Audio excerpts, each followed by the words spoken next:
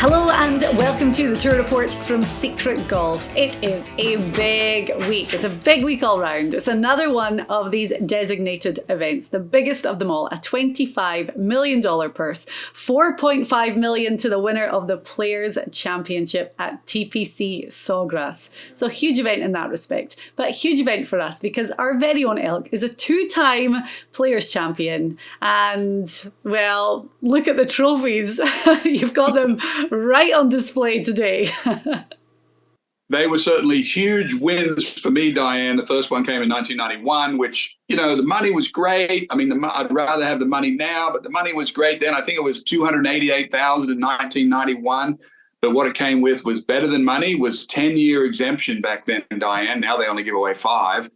Of course, in between these two, I won the PGA, which I got another 10. But like in 97 on this one, for some reason, this is a bit of a trivial piece here, but the 91 trophy is about an inch taller than the 97 trophy. Don't know why. Someone may be able to tell us that.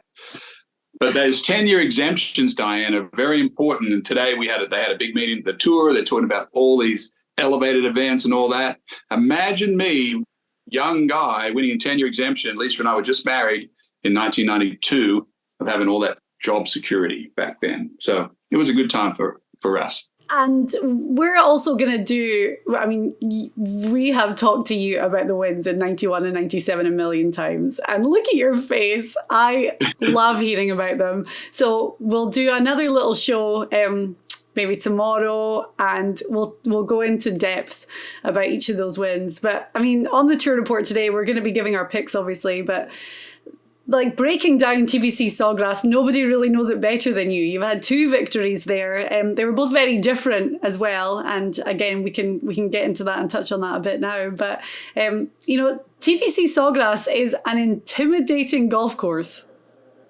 Well, I've told stories many times, Diane. When I first saw the TPC Sawgrass, I went over and I teed off the 10th hole. And I was so intimidated when I just stood on the tee that I thought, well, you know what? This is going to be a kind of a throwaway week. There's just no way that I can sort of handle this look. Pete Dye, I read a quote on last night that Pete Dye said something like, my golf courses aren't that difficult. I just make them look difficult off the tee. I think they're pretty difficult in places. But the whole key at this course, Diane, it does expose your weakness. If you had one thing that you had in your arsenal this week that you knew for sure, it would be, hitting the ball pin high from the fairway, because there's so many shots across water hazards, around water hazards, having to be precise. Yes, you need good driving. None of the guys that are wild off the tee are going to win anything this week. It's going to be the guy that just plods it down the middle, gets it on the green the most times. We saw last week, Kurt Kitayama hit the most greens in regulations of anyone in the field, beat all the star players. I was watching Bay Hill at the end of the tournament, Diane. I was thinking about handicapping this event. I was looking at speed. I'm looking at Justin Thomas. I'm looking at Rory. Are they any of them hitting the ball good enough to play well at the Players? Well, you've told me, you were there yesterday, there is a lot of rough. So obviously more in the fairway is going to be the most important thing before you even get to the most important part about this tournament, which is hitting greens in reg. Yeah, right. Well, we're going to dive into the course, and I've been out there, so I'll tell you what I saw and the research that I've been doing, asking people some questions. But going back to last week at Bay Hill and Kurt Kitayama getting that win, I loved to see it because that was the 4th designated event of the year. John Ram has won 2. Scotty Scheffler won in Phoenix. But to see, he's not an underdog by any means, but, a rookie, a rising star going against the biggest names for all that money and getting the win is just brilliant. And I think it shows that these designated events are maybe a little more open than we thought. Well, one thing we know for sure, with Kurt Kitayama, one of the things that helped him the most was he was last off. So as these stars finished ahead of him, it may be more nerve-wracking to be in the final group, Diane, but it's the best place to be because eventually Rory gets off the golf course, Spieth finishes, Scheffler finishes, and you're left and you know what to do. Or you see what's clearly in front of you and you know the pressure's going to be over in 2 holes. And, of course, Kitayama just hit a great shot at 17, made the birdie on 17, which separated himself, and then par 18 to close it out. So being in the last group is so advantageous. It may be a little nerve-wracking, as I said, for a rookie or someone that hasn't won tournaments to be in the last group, but trust me, it's the best place to be. Mm-hmm.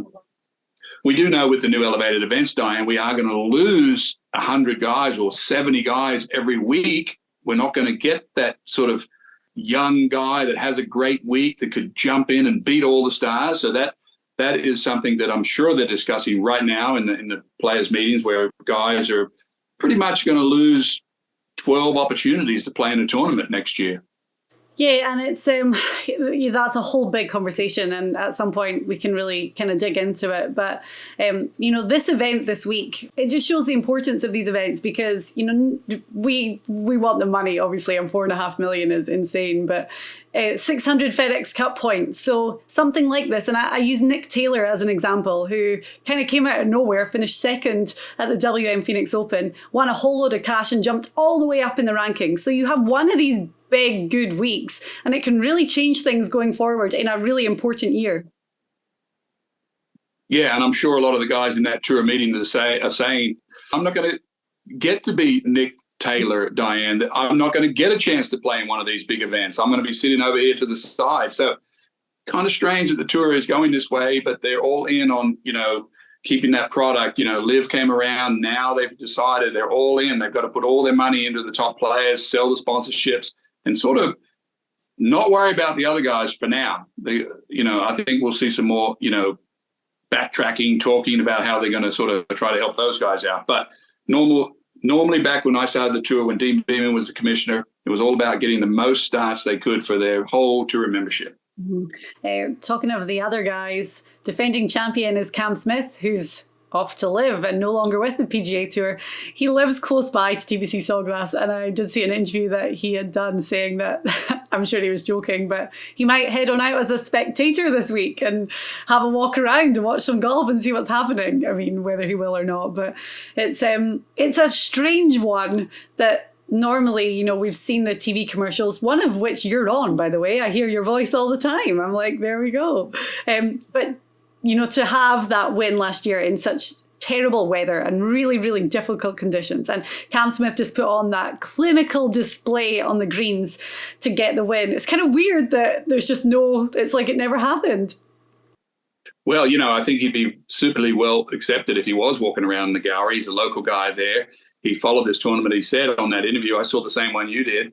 He's followed this tournament for years and years, finally won it. And, the second place finisher, Annabon Lahiri, is not here, and Paul Casey, the third place finisher, is not here either. So the top three guys that were there last year are not in this tournament. Yeah. Now, interestingly enough, Diane, the major championships have elected to let live players that have qualified for those events to play in them.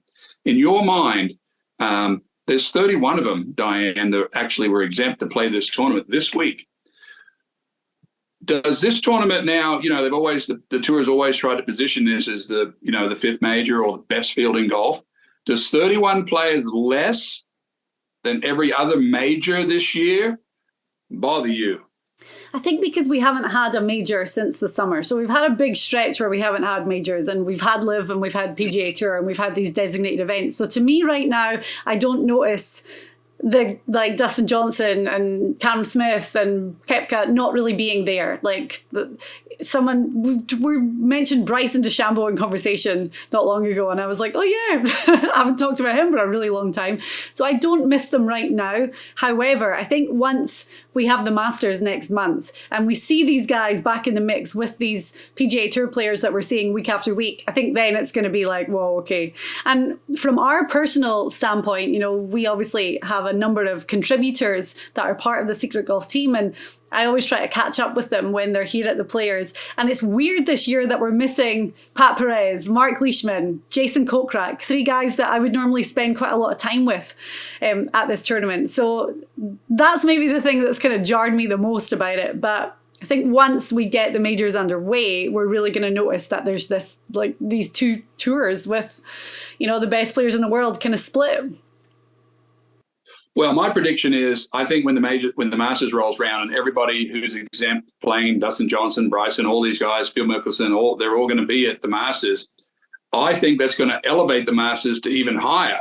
And the question will be that the tour will have to look at is whether or not they should invite those players to this one. Yeah. That would be the question, because right now this is a second-tier event compared to the majors. If you're going to include all the best players in the world that are on LIV into the majors, so they'll have at least 30 more top players than this one will. So they can't really say anymore that they've got the best field of all. Yeah. Of course, now when I won them, they were all there. Of course, as you know. Yeah. I always tell my son that on this one in '97, this was 2 weeks before Tiger Woods turned into Tiger Woods at the Masters when he won by 12 strokes. So I want you to go back and look at the list and see where Tiger finished in 1997. I love your wins. You know me. I try to walk through the Steve Elkington gate every year and take a picture of it. I go into every time I'm in the clubhouse, I look at your big painting and I'm like, oh, there we go. I think it's so cool. It really is. And it's no easy feat to win once at TPC Sawgrass, but to win twice, I mean, you're part of a very select elite little crew there. Yeah, it's certainly certainly a style course that suited me, and that's come so much into my thinking this week, Diane. How accurate you have to be, how you curve the ball, and that's played a big part into what I'm thinking about this week. But probably the most important thing about this week, you can throw out all these stats if you want to. It's going to come down to, how much heat has one of these players been in already during the season? Have they won? Have they been near the lead? Because there's a lot of pressure. There's an enormous amount of pressure on this golf course, Diane, all the way around. Yes, it's undoubtedly noticeable at 17 and 18, but there's a lot of pressure on a lot of shots on the front nine here. So I'm looking at guys this week that have done something recently, that are in good form. I just don't think you can do it coming flat-footed into the Players' Championship without any kind of form. I do have one player that plays well here that's a super long shot that for some reason he does well. I honestly believe there's a very big list of top players that have never won this tournament, and that comes into my thinking, whether you think of Vijay Singh, as many tournaments that he won, and Jim Furyk and Ernie Els, all these guys that never won this tournament, and you think, is it because they're not good enough? No. It doesn't suit their eye, or it doesn't work with them. They don't know how to play it strategically, or they've made, whatever it is, there's a big list of top players that haven't won it. Patrick Cantlay, one of the best players we have on tour. I don't know if he's made the cut here, has he? There's certain sort of instances of some of these players, Diane, that there's guys that play well here. Mm-hmm. Cantlay's missed the cut the last 3 years, finished 23rd and 22nd out with that. But I mean, Tony Finau, another great example. He's played here 6 times, missed the cut 4, and finished 57th and 22nd. So it's tough. It's tough. And that is going to feed into our picks. We're going to get into them in a second. We have to talk about the 9th hole first of all, though, because it's the par 5. I walked it yesterday because I wanted to check it out. They've moved that tee box back and right. So it's 602 yards is the official yardage for that hole now. But they've also, I looked at the rough. Obviously, you've got all those bumps over on the right-hand side up by the green. The rough was thick and juicy up there. And then that, you've got that body of water kind of far right. But then you have a smaller piece of water that they've definitely brought that more into play. It looks as though they've widened it, and it seems to be a more substantial hazard now. Yeah, well, as you said, they put the tee back. So, they're trying to protect this the players from getting on this green in 2. So now it's basically going to be a 3-shot hole. But as you said, if you miss the fairway, you may not be able to get across that little hazard in the middle of the fairway. That's probably, I'm guessing now, 380 yards off the tee. If you hit a 250-yard drive, you're going to have to make a decision out of the rough if you can get across that little creek. So, what will it do to the scoring? Probably not too much. Guys are still going to hit the fairway there at 9. It's not a hard tee shot. Lay up, but they won't be getting on in 2. Okay. All right then. Well, let's get into our picks. As I said, we are going to do another little show this week where we talk more about your wins and what it took, and the jelly legs walking from 16 to 17. Oh yeah, jelly legs for sure. I mean, everyone can understand. Well, we can't understand how it feels, but my gosh, anyone that stands on that hole has to be thinking like, this is a high pressure shot. Like, this is a tense moment, especially when that wind picks up. Well, when you practice today, one of the questions we used to ask ourselves was, if I do hit this in the water in the tournament, should I go over here and practice on the wedge shot? And a lot of people thought that was jinxing yourself if you went over and practiced off the wedge shot. It's like, okay, I'm preparing myself to go in the water at least once, and I need to know what this shot is. But I never did practice over there on the wedge shot. I'm like, I'm not doing it because I'm not going to put that in my subconscious. So, you ever hit it in the water on 17? I think I only hit it in the water one time, Diane, in all the years I played there, about 20 times. So, I was actually, Lisa and I were at dinner last night. We were looking at the Players Championship on the TV at a restaurant, and she says, what do you think when you play 17, not hole 17? I'm thinking, it's my wife for 30 years. I know. I said, well, I try to hit the center of that green. I'm not really shooting at the front left pin or the back right pin or the top pin. I'm looking at the center, and then I'm looking at the best tempo of the day, and I'm looking to hit the ball solid, keep everything still, keep everything moving like I would be on the driving range. And I figure if I push it or pull it or short or long, I'm still going to be on that green. So I think the problem for a lot of players is they're not swinging well when they get there. There's wind, there's indecision. They're going to try to play some special shot and maybe try to half the green. The green's only like 4,200 square feet, and now they're trying to aim at 1,000 square feet. I mean, they've already messed themselves up. So I'm looking at the center of that green, Diane. I'll take it on there every day. Okay. Well, we're going to get into our picks. We each have an outright favourite, one to watch, and then dark horse at the high odds, over 100 to 1. And we have a lot of super, super high odds this week, as you would expect, with all the top names in the mix. 4.5 million to the winner, which is just wild, and 600 FedEx Cup points. So this is it's a huge week and a really important week for those guys to go out there and make the cut. Okay, so do you want to go first with your outright favourite? No, you go first. Okay. Well, are we picking Jon Rahm? Are we picking Rory? They're the two favourites. Rory finished runner-up at Bay Hill last week. Scottie Scheffler, Jon Rahm and Rory are obviously the guys that are kind of dominating right now. Max Homa as well, just having an incredible run of form. But I'm going to go a little bit further down because, yeah, we could go out and, as you said last week, we could pick Jon Rahm every time he tees it up, but it just makes for a little bit more of a boring show.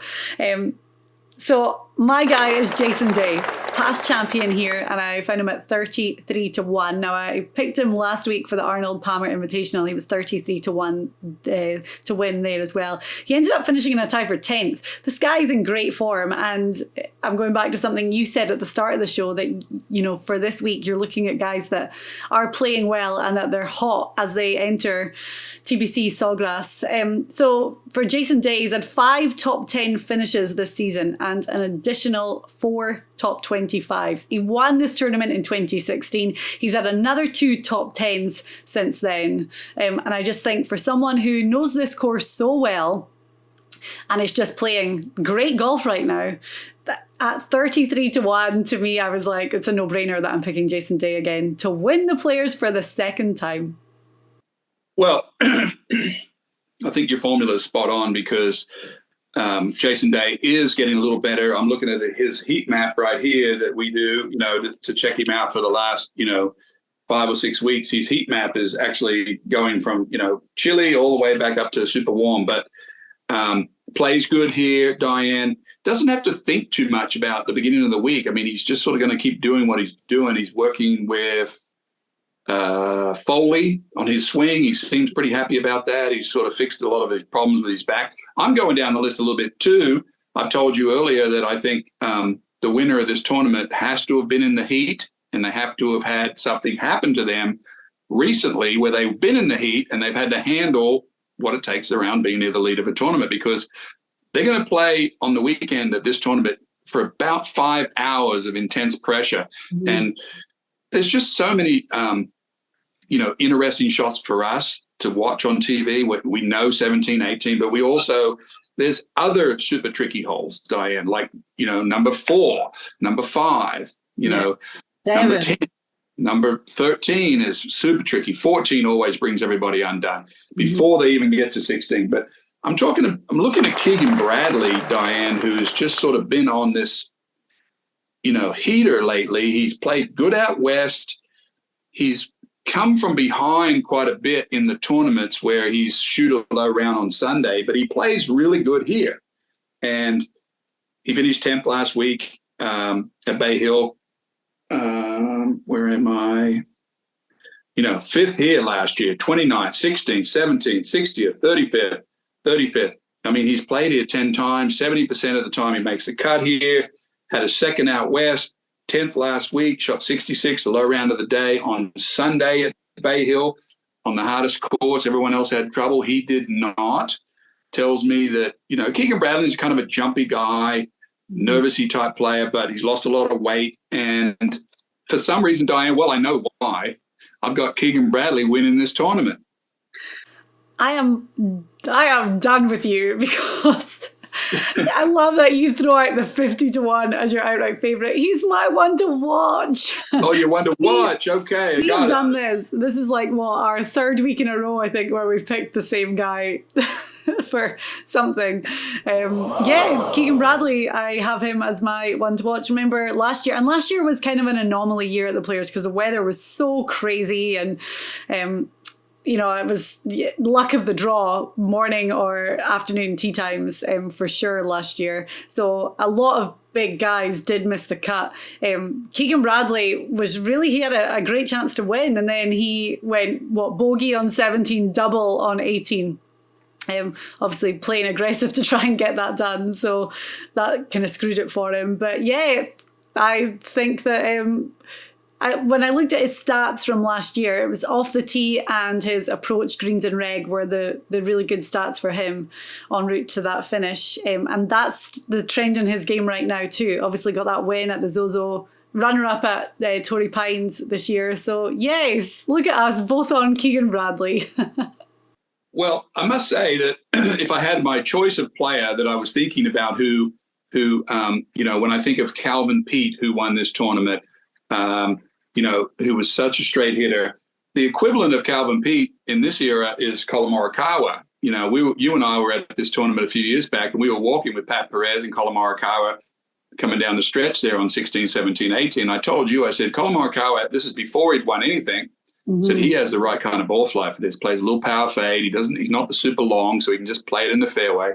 Morikawa was a little bit up and down this year. He's missed cut last week. He plays good. He plays bad, and had a hot finish at Riviera. Saw him miss a bunch of putts, and he's, is he out of sorts? Well, not much. I mean, he's almost won the first tournament out in Kapalua. I mean, he's like 14th in the FedEx. His stats are really good. He's had a little trouble chipping. That's been well talked about, but he sort of has that metronomic swing, Diane, where when you get into the pressure of this tournament on the weekend, I'm looking at Jordan Spieth. Can Jordan hit the fairways? I don't think he can. I mean, he's got a sore left hip, and he's hooking it and fading it. He's all over the show. Can Jordan make a putt within 5 feet? That was a problem at the Hill. Justin Thomas knows what it takes to win here. He's got to hone it down a little bit to get the ball in play. He'll know that. I'm looking for someone that's been in the pressure, like Keegan Bradley, like what you said with Jason Day. They both are waiting to pounce. Yeah, and we've had such a good range of players that have won the Players' Championship. So Keegan Bradley, to me, does kind of fit that model, especially right now with the way he's playing. So he's my one to watch. He's your outright favorite. My one to watch has won this tournament, and has already won on the West Coast. And I go back to what I talked about. When I got to the Players' Championship, I was playing at the Masters one time with Ben Crenshaw, and this was the most frightening thing that anyone ever said to me. Ben Crenshaw said, the greens that year were so fast and it was windy and I couldn't do anything on the green. We were playing a practice round and I was already intimidated by the greens at Augusta. It was one of my first years. And Crenshaw offhandedly said to me on about the 5th hole, he goes, I don't really get excited about putting until I come to Augusta. And I was just like, oh my God, this guy is just in a different planet, because I'm anything but excited about being on these greens. I'm like the reverse excited about it. But the player that I'm watching this week for the one to watch is Siwoo Kim, because he gets excited when he comes to this tournament. He's won here. He's won in Hawaii where it was super windy this year already. He's playing good golf, and his stats prove it. And he's only missed one cut in about the last 8 weeks, and he's got everything that I like. Medium range hitter, been in the heat recently, won this tournament, knows how his body's going to feel coming down the stretch at this tournament, knows what he's got to do to get him not out of position on Thursday, Friday. That's the key to this tournament, Diane. Sunday, yes, but not being out on Thursday, Friday, knowing what you're doing. That's why rookies, it's tough here. Yeah. Start missing fairways. What do you do when you miss a fairway at 5? Do I chop it out and play 150 yards, or do I try to push it up a bit further? Guys that have played this tournament year after year, they know what to do in certain holes, because a lot of these holes zigzag into the green. So when you do miss a fairway, the big question or the big thing you have to watch out for is don't make it doubly worse by trying to go up there and finish in a worse spot. Yeah. So especially Siwoo Kim, who was I'm watching, and I got my eye on Keith Mitchell, Kashmir Keith, who Colt Noss called. It's a great name. Playing well, dresses well, having a great season. 55 to 1.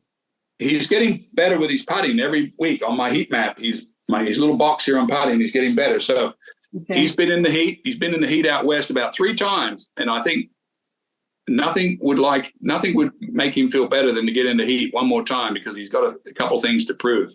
I really thought you were going to take Ricky Fowler again this week at 55 to 1. Another past champion who's playing great golf right now.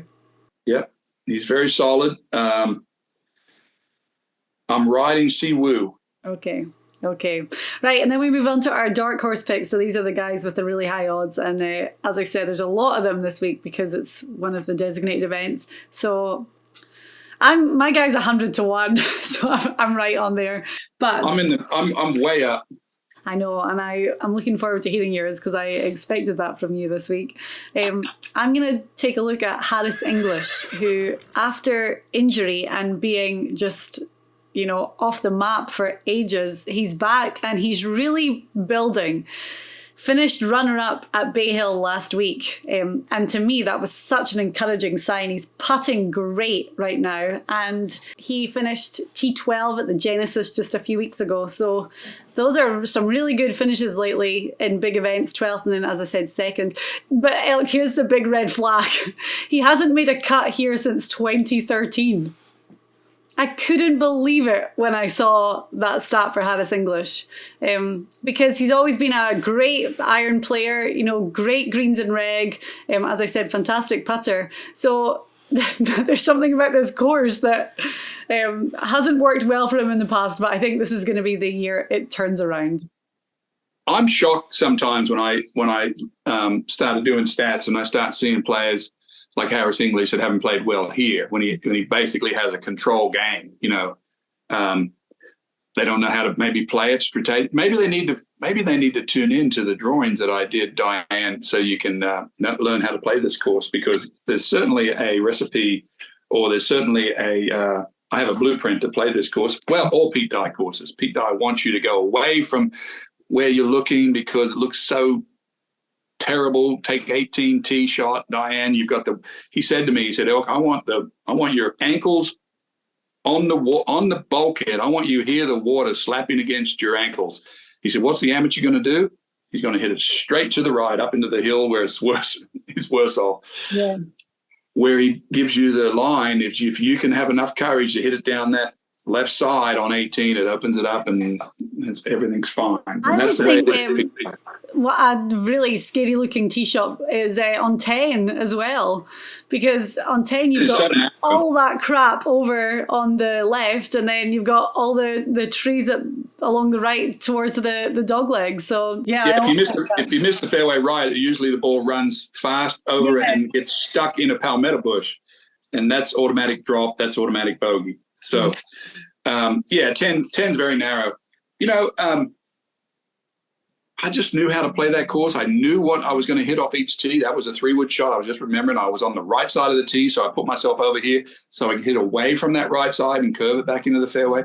Just had this really good blueprint to play that. found myself getting my swing in good shape before I got there. So when I got there, I didn't have to think too much. Speaking about a player that may not have to think too much is my long shot this week, 370 to 1. This guy should be 100 to 1 just because he's a local lad. Again, I talked about being in the heat already this year.